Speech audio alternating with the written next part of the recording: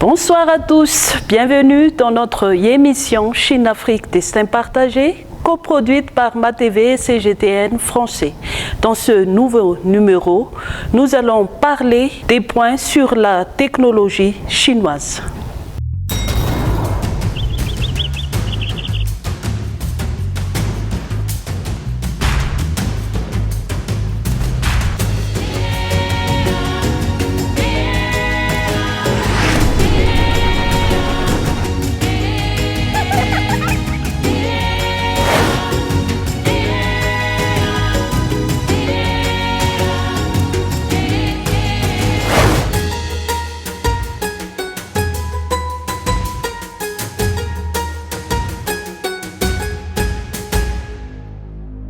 Les tranches de silicium sont transformées en cellules solaires.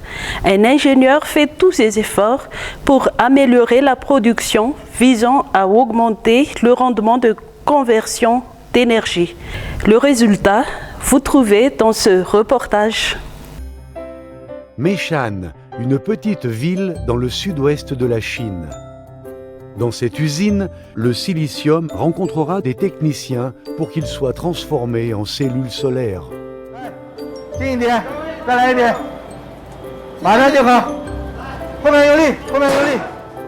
Pour augmenter davantage le rendement de conversion de cellules solaires, Wang Xiupeng, un ingénieur de l'usine, est en train de remettre à niveau une ligne de production qui n'a fonctionné que pendant 130 jours.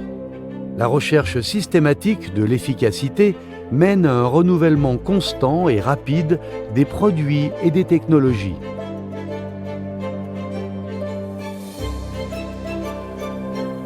La nouvelle ligne de production démarre. Wang Xiupeng et ses collègues attendent avec impatience.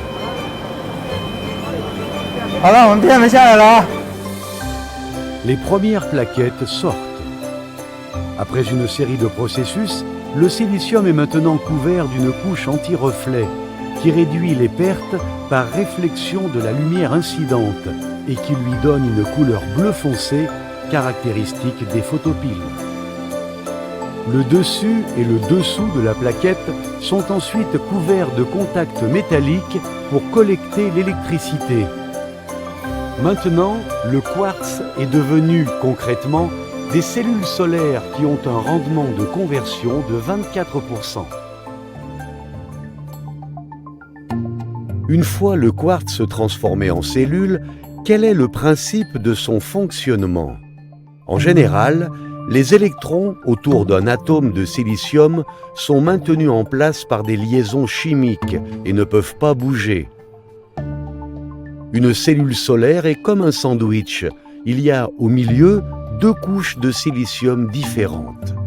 Dans la couche supérieure, il existe une quantité d'électrons libres supérieure à celle du matériau intrinsèque. Et la couche inférieure possède des trous supplémentaires, espace pour les électrons. Un champ électrique est généré au sein du sandwich. La lumière est en fait composée de photons. Quand un panneau est exposé à la lumière, un photon d'énergie suffisante peut arracher un électron à la matrice, créant un électron libre et un trou. Sous l'effet du champ électrique, ils partent chacun à l'opposé. Quand on connecte les deux couches du sandwich avec un circuit externe, les électrons libres y circulent afin de trouver un trou pour se recombiner, créant ainsi un courant électrique. Dans les mains des ouvriers de l'industrie solaire, une pierre ordinaire est devenue un panneau solaire qui peut transformer sans cesse le soleil en électricité.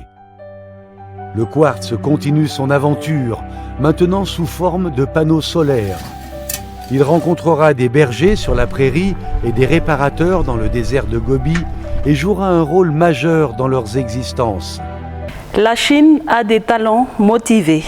Pour illustrer ce point, je vous propose de découvrir dans ce reportage un scientifique chinois qui vient de remporter le prestigieux prix de l'inventeur européen pour ses travaux novateurs visant à rendre les voitures électriques plus sûres.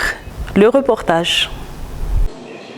Wu Kai est officiellement un Tomorrow Shaper. Ce scientifique chinois s'est vu décerner ce titre après avoir remporté cette semaine le premier prix de l'inventeur européen catégorie internationale de renommée mondiale.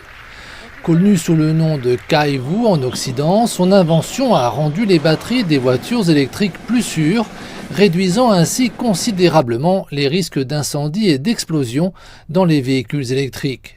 Les travaux révolutionnaires de sa société Cattle Ningde, dans la province chinoise du Fujian, contribuent à la transition écologique mondiale vers les véhicules électriques.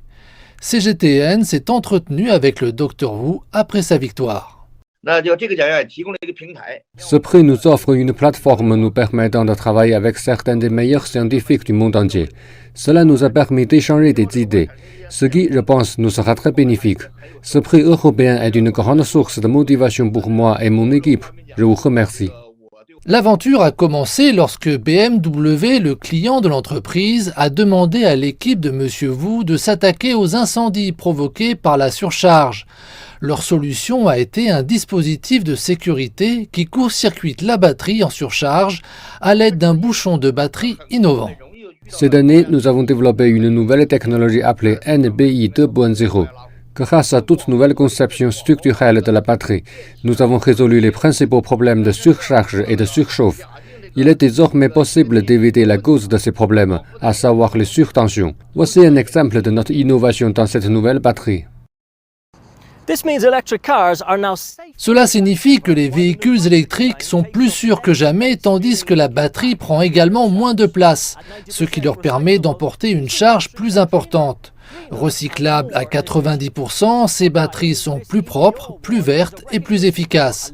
Pour Kai Wu, le prix de l'Office européen des brevets est la reconnaissance d'une vie de travail consacrée à la science, à la créativité et à l'ingéniosité.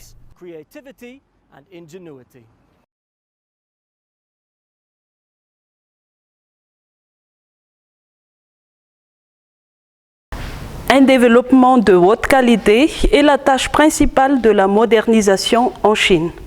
Dans notre prochain reportage, nous allons voir dans la province méridionale de Hainan comment la collaboration en matière de recherche encourage l'innovation agricole à la Cité des sciences et des technologies de la baie de Yanzhou. Sanya est la ville la plus méridionale de l'île de Hainan et la baie de Yazhou est l'une des plus importantes bases de recherche scientifique agricole et en eau profonde de Chine. Depuis son achèvement en 2019, plus de 8000 scientifiques ont franchi ses portes. Le coton chinois est principalement produit dans des régions au climat tempéré, mais le temps léger et chaud rend les conditions à Sanya propices au développement de nouvelles variétés de cultures. Wang Yaping, candidate au doctorat de l'université du Henan, supervise 4 laboratoires, maintenant des niveaux de température, d'humidité et de lumière constants dans le cadre de son étude sur la résistance aux maladies chez les plantes. Son partenaire de recherche est un étudiant en master de l'Académie chinoise des sciences agricoles. Je l'ai rencontré dans une activité d'un club étudiant et il était très excité de voir que la feuille de coton se fanait de manière contrôlée, alors qu'il a rejoint le projet. La collaboration entre les universités et d'autres institutions de recherche en sciences agricoles et marines est très courante ici. L'Université agricole de Chine, l'Université du Zhejiang et l'Université Jiaotong de Shanghai sont parmi celles qui ont créé des académies ici. Ces institutions de recherche étaient autrefois situées dans différentes provinces et très éloignées les unes des autres. Mais maintenant nous sommes tous ici. Par la communication, nous nous inspirons mutuellement. Les cours couvrent également le développement de nouvelles variétés de coton, de maïs, de soja et même de pastèques.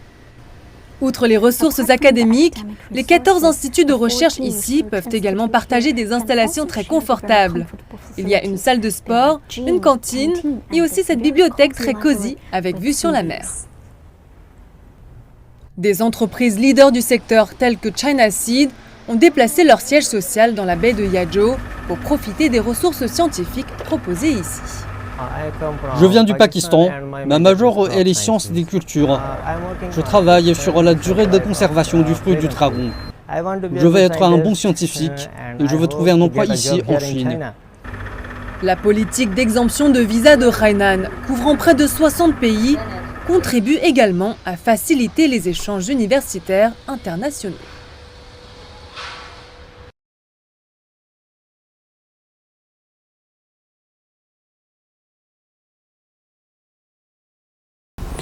Nous arrivons à la fin de notre émission. Merci d'avoir suivi et je vous donne rendez-vous d'ici 2 semaines pour un nouveau numéro.